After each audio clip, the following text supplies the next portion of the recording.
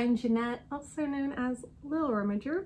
I am finally making an estate sale haul video. I have been going to estate sales since I was a little kid. Estate sales, if you don't know, it's usually when family or the family will hire like a company to help sell items in a family member's estate. And that family member may have moved to a smaller place or assisted living home, or in a lot of cases they passed away.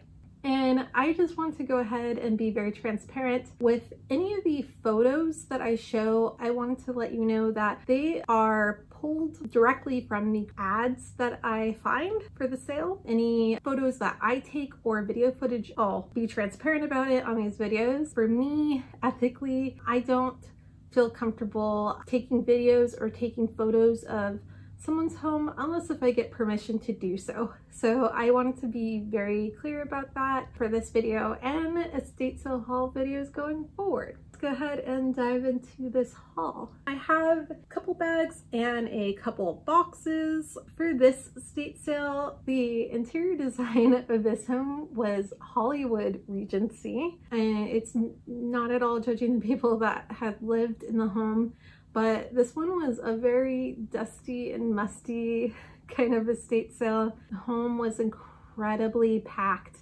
with things. First thing I found was this really cute leather suede brown bag from the 70s. It has a price tag of $5. It actually didn't get checked out as $5. So anyway, really cute crossbody bag. I like this a lot. Next thing I found was like a lot of these like 1970s scarves. So I got that. Got another long scarf. Got a scarf. All these items I kind of found like scattered on the mattress of the main bedroom. Here's like another one of those like 70s like tie scarf. I got another one. I got so many of them. And got this table runner. It's very cute. They priced it at $3. All the stuff that I got, I paid $30 for everything. Yeah, this estate sale, when the house was pretty big, it was a fairly large two-story home, and stuff was just kind of everywhere. I did get a lot of sewing patterns, and sewing patterns were like all over the home. I found this amazing bag. This whole bag was like already put together of sewing patterns. This bag is mainly late 1960s. They priced the bag at $8, but yeah. Anyway, I did not pay $8 for it, but anyway, I won't show you all the patterns I got because that'll take forever. But just got some really good late 1960s, early 70s patterns in here, and I'm so happy with them.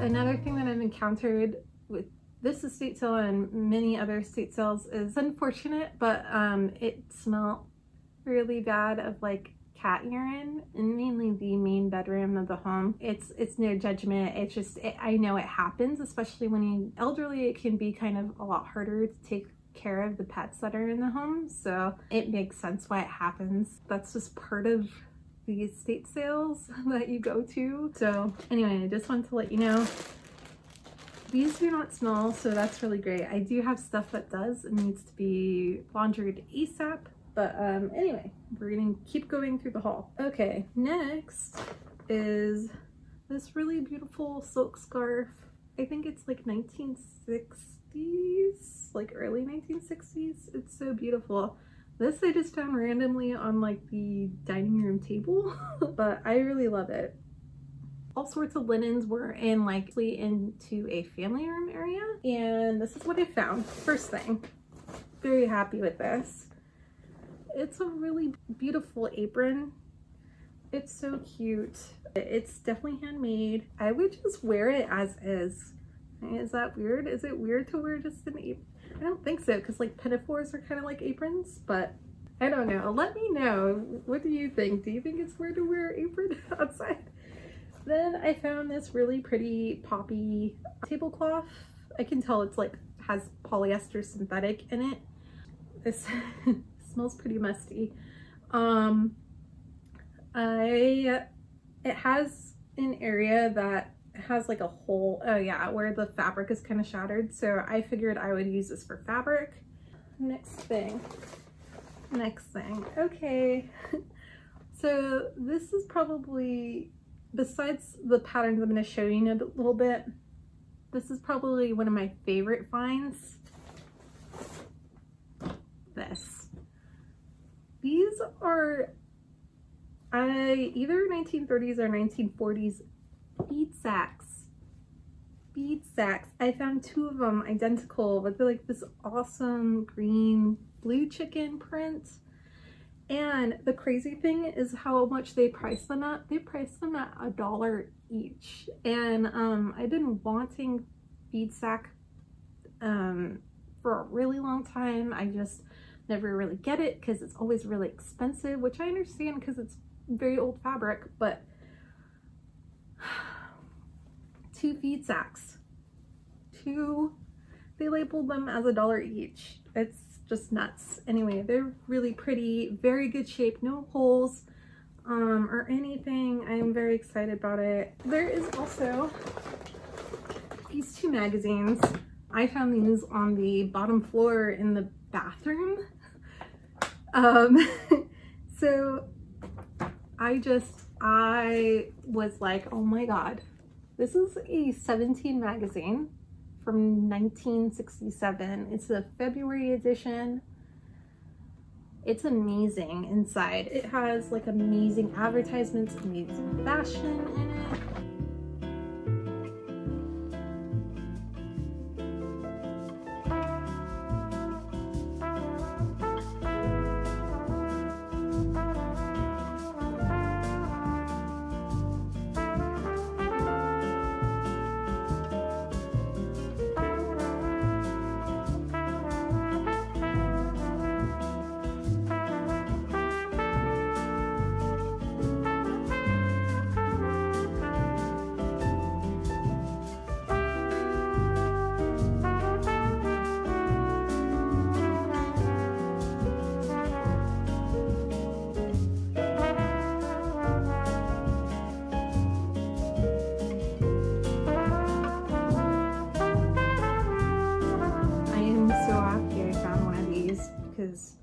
Absolutely love 1960s fashion, and it's really a great source of inspiration for clothing that I'll make in the future.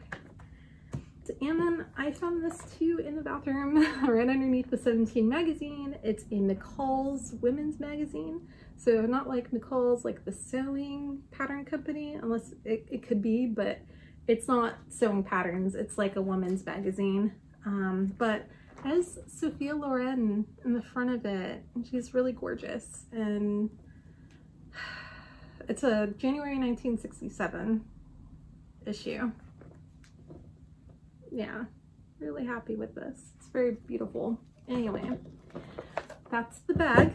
Patterns. So this was the second thing of patterns that I found. Honestly, was not super comfortable at this estate sale, only because of the fact that I was getting like super hot. I was wearing like a sweater and there was a lot of people in there, and I had my mask on, of course, but anyway, I had to like take a couple breathers, like step outside to their backyard. Because of that, I didn't really go through a lot of stuff. Like this box of patterns, I could tell that they were 1980s patterns, and they're all 1980s McCalls patterns.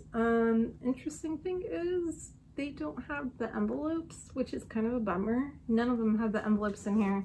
I think because maybe the person used all the patterns and they didn't fit back in the envelope and then want to go ahead and keep the envelope. I have no idea. I'm bummed out about it because the pattern envelope does kind of help me in terms of designing and kind of figuring out color that I want to use to make clothing with. So anyway, I won't go through all of them with you. I'll just show you a few that I thought were really great.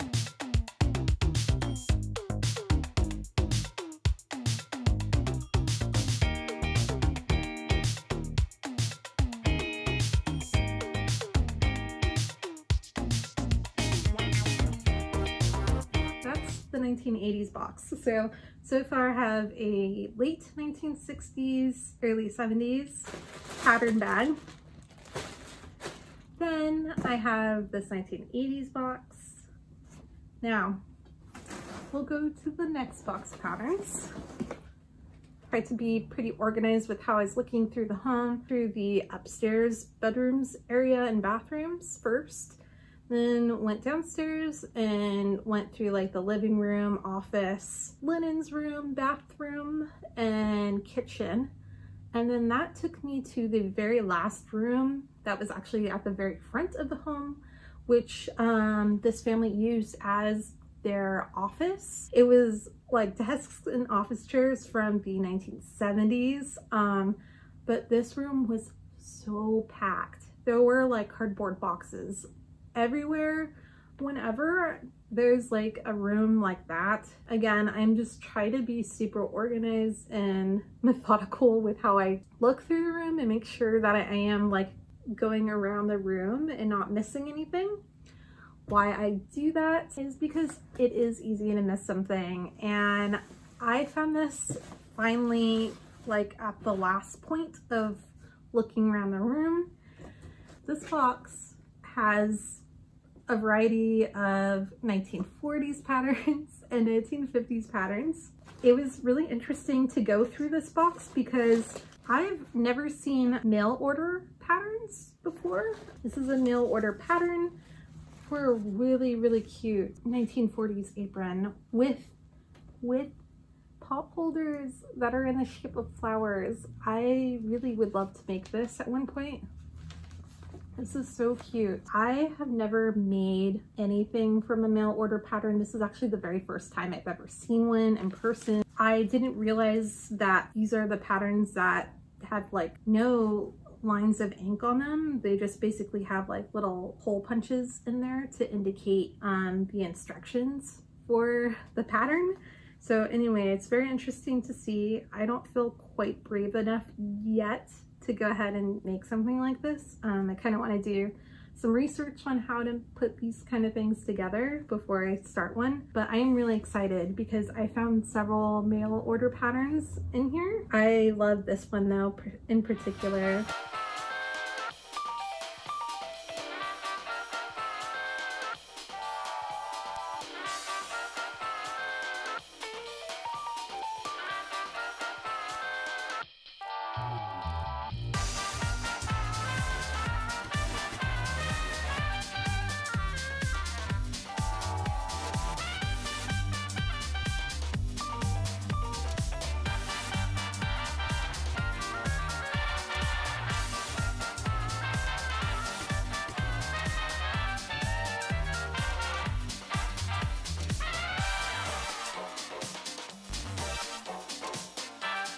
There is a World War II sewing challenge going on, so I will go ahead and link the information in the description, but I'm very excited to join that because now I finally have 1940s patterns, and not that you need to use a 1940s pattern for the challenge, but I would love to go ahead and tackle one. That concludes the estate sale. I would love to go ahead and do more of these. I've been to a few more estate sales that I documented footage for them. Also, if you're interested at all in a video where I go ahead and give like my tips for estate sales, I can go ahead and make a video for that. Thank you for joining me on this first estate sale haul video. Bye.